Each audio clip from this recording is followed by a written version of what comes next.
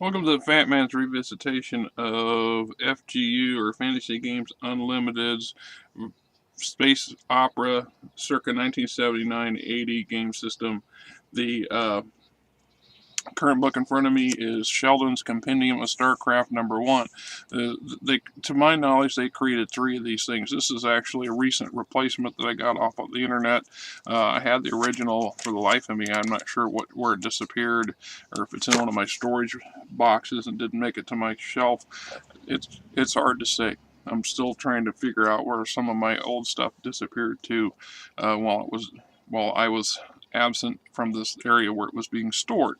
This is one of the downsides of leaving things at somebody else's house and moving and hoping to come back and find it in its original condition. This particular book is the ships, boats, traders, liners, patrol vessels, typical of their system for developing ships.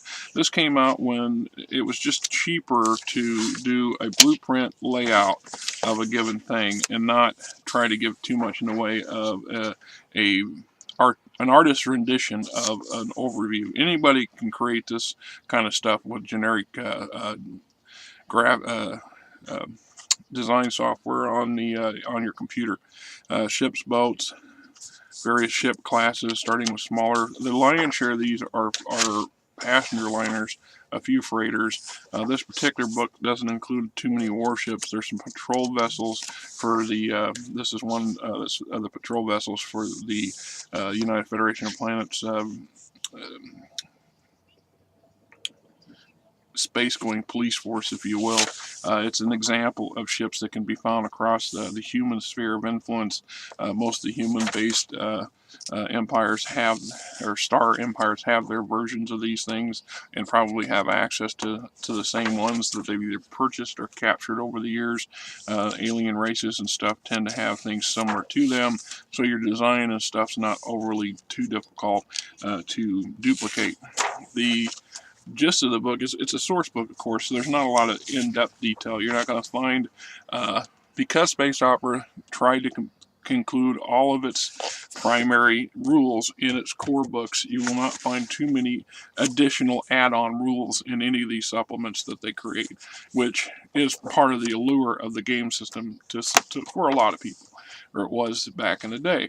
I can't speak of that, of course, to modern day, but there's some limited graphics and pictures in here, but you get the general concept and gist of what they were working with and what they were shooting for. And as a working ship, it's actually not bad, because, or as a working source book, it's not actually bad, because it does give you a layout.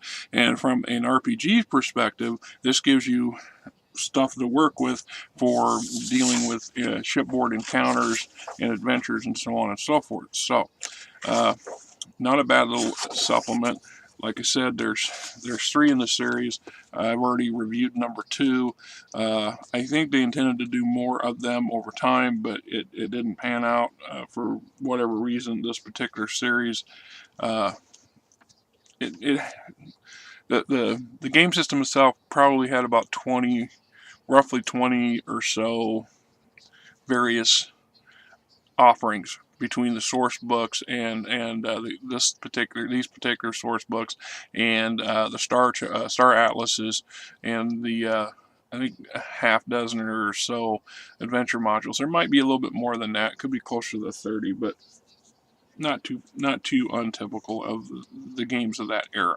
So here's Sheldon's Compendium of Starcraft.